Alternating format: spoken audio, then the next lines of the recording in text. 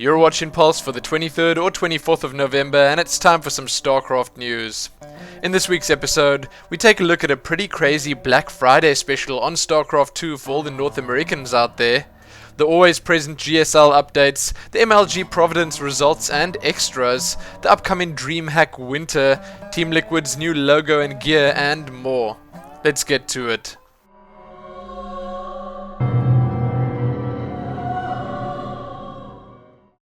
If you head on over to the official StarCraft 2 community site, you'll see that Blizzard are in fact having a Black Friday sale on StarCraft 2. Right now, if you buy StarCraft 2 from Blizzard, you can save 50%. Sadly, this offer is only available in the United States and Canada, but Blizzard do say that, like it or not, it's pretty much the law that you have to buy gifts for everyone this time of year. So why not make those gifts StarCraft 2? A lot of people were saying, and I can't help but agree with them, that it's pretty sad that the other regions weren't included in this.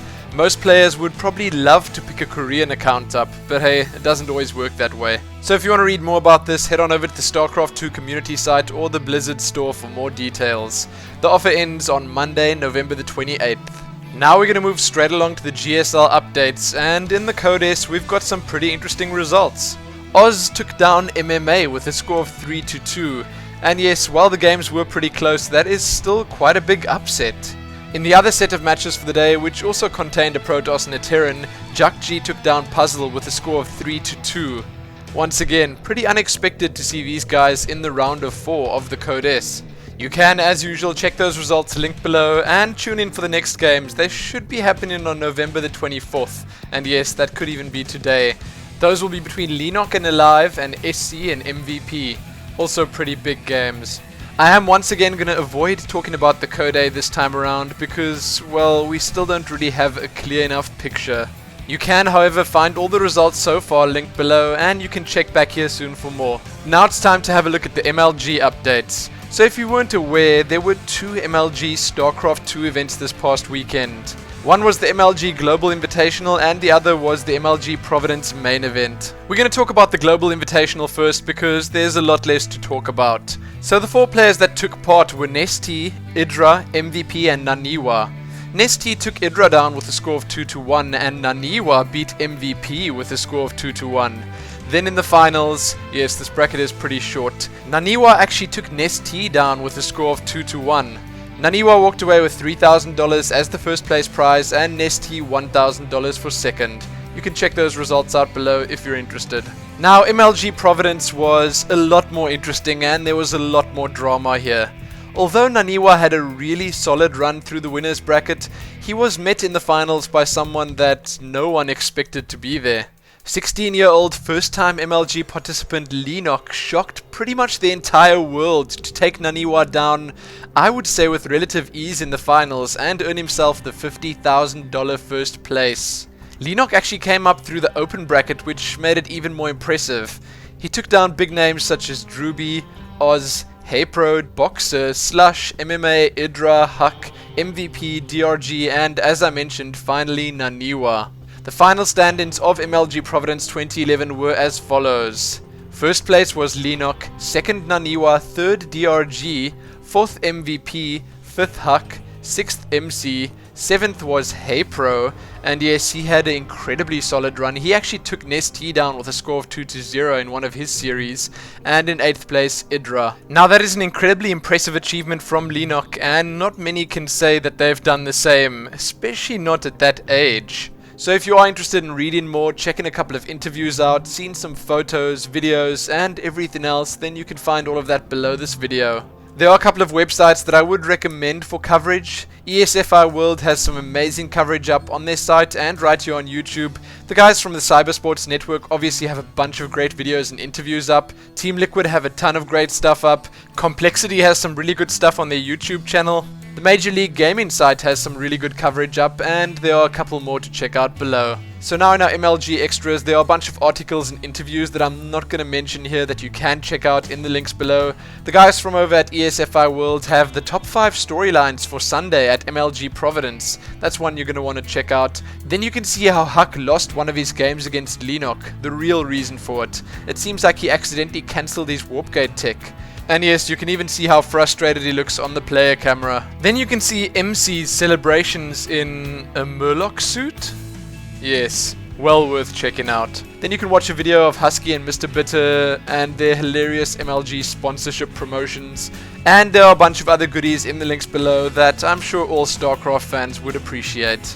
My personal favorite of the extras, Lennox's amazing ability to split drones. None of those banelings really came close to being cost effective. You can watch this full clip right here on YouTube along with the commentary that came with it. All that said, I absolutely can't wait for the replays from this event. So again, check all of that out below and enjoy.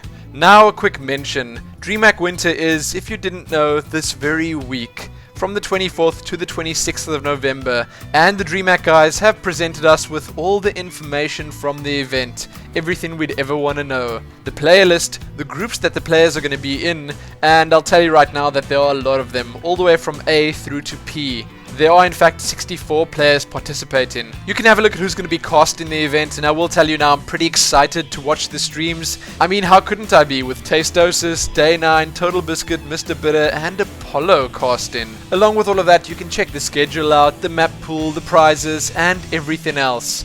It's going to be glorious indeed, so check the links below for all that information and tune in over the next couple of days to enjoy the action live. There are also a couple of Dreamhack Winter 2011 extras to have a look at, like a couple of previews from various different websites, a few interviews, including one with none other than Total Biscuit, and more. You can see all of that below too. Now with that done, let's head on over to the tournament and event smalls. First up, something I'm probably going to cover in full detail next week. Read about the NASL Season 2 Grand Finals. You can check out the official event information thread over at TeamLiquid. Then you can read how Stefano took the IPL4 UK qualifiers. You can read how China is set to host back-to-back World Cyber Games Grand Finals. You can read about a leukemia and lymphoma charity tournament that's got a lot of people talking. And lastly, you can have a look at Grubby's next invitational. Now first up in the community news, another quick-ish mention. And again, this is something that I might well cover in full at a later stage. This is a call to action from iNcontroL. He recently posted on the TeamLiquid forums, and this post was titled A Decent Proposal. He mentioned that 2011 was a fantastic year for StarCraft 2 and esports, and well, he says that 2012 can be a lot better. I think we can all agree that that will most definitely be the case. But in this blog, he addresses a lot of questions that he gets asked frequently, like how we as community members can contribute. This is obviously a pretty lengthy piece, and I'm sure all the true esports fans out there have already checked it out. And if you haven't, you can find it linked below. And I will tell you now that I am a huge fan of the fact that iNcontroL keeps doing things like this. He's always there, he's always got the community's back, and he's always trying to improve things for everyone. Check it out and be sure to let me know what you think about it. Now we're going to have a look at the new TeamLiquid logos, shirts and posters that were revealed last week. The TeamLiquid guys are excited, and I would be too, to unveil 3 new versions of the original TeamLiquid horse logo: Spirit, Swarm and Steel. The logos are super cool and I would absolutely love one of these t-shirts. I will also mention that these have TLO's fashion seal of approval, so they must be good. The level of detail is just something else, and I sure hope they make wallpapers or something like that with these as well. So if you are keen to support TeamLiquid and esports by getting one of these, then I suggest you check their store out right now. If you have already ordered one of these, you should definitely let me know which one you got below. As a Zerg player, I feel sort of obliged to take the Zerg one, but the other two are so cool as well. It will indeed be a tough decision. So if you want to read the story behind the shirts and see the evolution of these logos, then you can also do so in the post over at TeamLiquid. As one quick extra, you can read how TeamLiquid have in fact picked up Zenio. Yes, we did actually talk about this last week, but it is official now.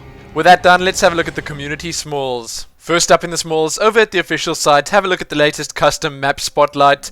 Then you can read about Blizzard Entertainment Summer of 2012 internships and their student art contest. The latest Art of War post is also up, this one about EMPs. Now let's have a look at a couple of interviews. I will say that there are more than just these in the links below this video, but the rest were either part of the Dreamhack or MLG extras. So firstly, there's a Cloud interview up, there's an interview up with Kaldor, the STC, Stefano, Anna, Uncontrollable Prozer, and lastly there's an interview up with Dark Force.